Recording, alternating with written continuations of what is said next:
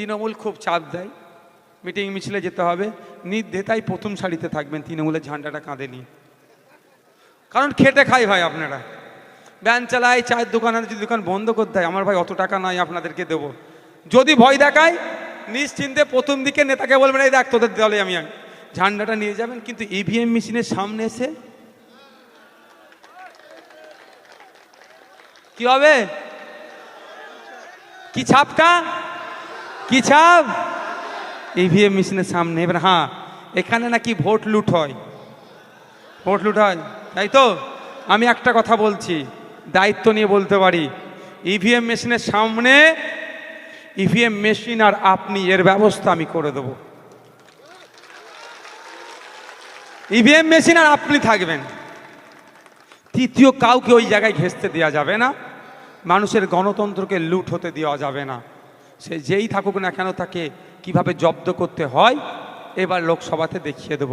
মা বোনেরা, আমাদের বিপক্ষে ভোট আসতে পারে, কোনো সমস্যা নেই। আপনার ভোটদানের সুযোগ করে দিয়েছে, আপনি আমার বিপক্ষে ভোট দিতে পারেন, কোনো আমার সমস্যা নয়। কিন্তু জোর করে আপনার ভোট কেউ নিতে চাইলে ও নিতে দেব না। অর্থাৎ যারা ভোট চুরি করবার চেষ্টা করছেন, এটা মাথায় রাখুন, এই 2024 ইলেকশনে ইভিএমের কাছাকাছি মোটেও ঘেঁষবেন না, বিপদ আছে আপনাদের। এমন কারেন্ট মারবে ইভিএম, বিপদ হয়ে যাবে। তাহলে চুপচাপ মাথায় থাকবে তো সিম্বলটা। আর মায়েদের বলছি, তৃণমূল ভোট পাওয়ার জন্য মরিয়া হয়ে অনেক ভুল বুঝায়। দূরের কাছে মায়েরা যারা আছে একটু বলে রাখি, ওরা ঘরে ঘরে গিয়ে বলবে তোমার যাকে ইচ্ছা ভোট দেবে, তৃণমূল যাবে না, তৃণমূল অন্য লোককে ফিট করে পাঠাবে। এই প্রথম সুইচটা টিপে মেশিনটা অন হবে, এইরকম বলে। আমার ক্ষেত্রে ভাঙড়ে করেছিল, ভোটের পরে জানতে পেরেছি। যে বাড়িতে বলেছে তো আচ্ছা চাচি তুমি ভোট দাও, দেবে, অসুবিধে নেই, প্রথম কিভাবে ভোট দিতে হয় জানো? বলছে না বাবা, অত তো ভোট দিই না, ভোট তো 11 বছর ধরে আরাবুল বাহিনীরা দিতে দেয়নি। ইভিএম কি জিনিস খাই না মাকে, ওরা ভাবছে ভোট তো দিতে দেয়নি আরাবুল বাহিনীরা। শওকত বাহিনীরা কি ভোট দিতে দিত নাকি? সেখানে তো ভোট দেওয়ার ব্যবস্থা করেছিলাম। ও বলছে মেশিন এইরকম হবে, প্রথম সুইচটা টিপবে, মেশিন অন হবে, তারপরে যাকে তোমার ভালো লাগে তাকে টিপবে। এ আপনার এলাকাও করতে পারে মায়েরা, ওসব নয়, আমি বলে যাচ্ছি। ওই খাম চিহ্ন ছাড়া অন্য জায়গায় গেলেই কারেন্ট মেরে দেবে।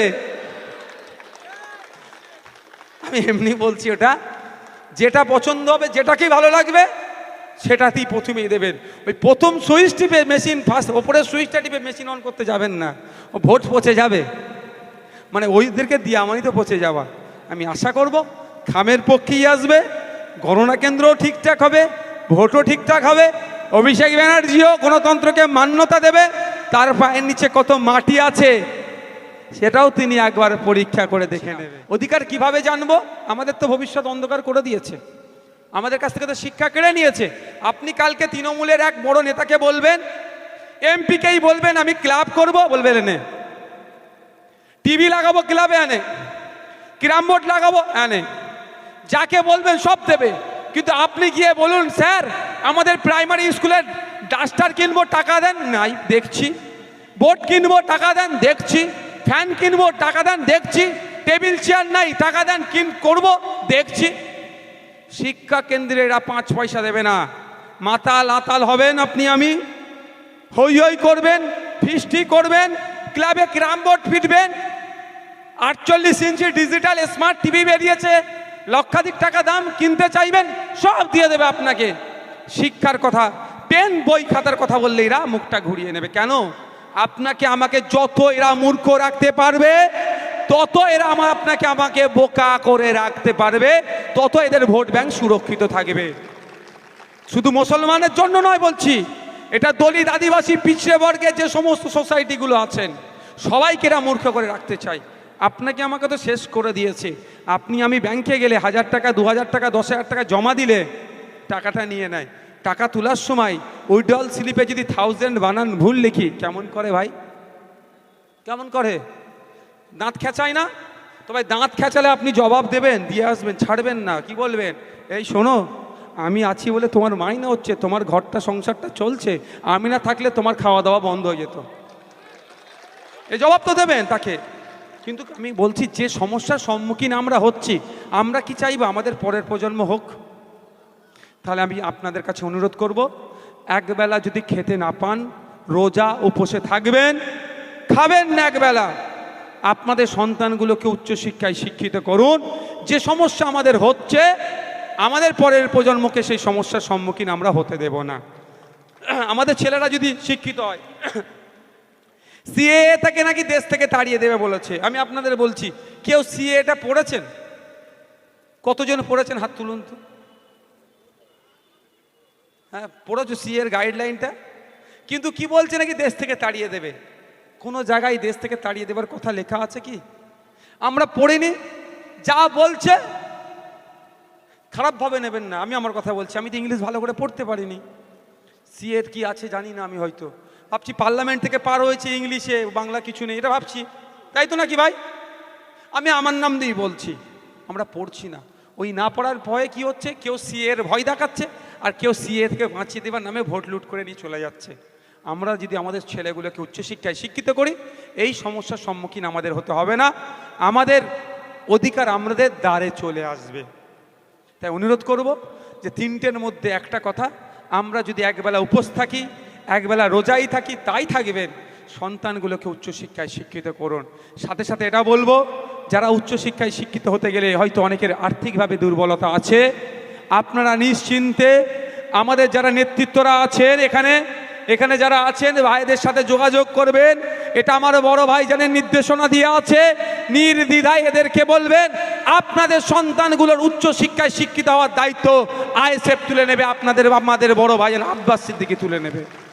এটা শুধুমাত্র আইএসএফের কর্মী সমর্থকদের জন্য নয়, এখানে দাঁড়িয়ে বলে যাচ্ছি, এমনও আছে তৃণমূলকে তার ভালো লাগে, সে তৃণমূলের লিডার, কিন্তু সে হয়তো আর্থিকভাবে দুর্বল আছে, সে অন্যদের মতো কাটমানি খায় না, সে এখনও ওই অল্প গুটি কয়েক ভালোর মধ্যে সে পড়ে গিয়েছে, তার ছেলের পড়াশোনা হচ্ছে না। তার উদ্দেশ্যও বলছি, তাদের উদ্দেশ্যও বলছি, গোপনে আমাদের নেতৃত্বদের সাথে যোগাযোগ করবেন, আপনার পরিচয় গোপন রাখবো, আপনার ছেলেও যাতে উচ্চশিক্ষায় শিক্ষিত হয় তার দায়িত্ব আইএসএফ আমাদের বড় ভাইজান নেবে বলেছে আমাদেরকে।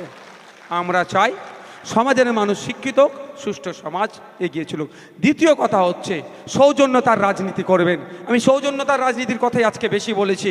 জাস্ট একটা কথা বলি, আমি একটা ছবি দেখেছিলাম, আমারও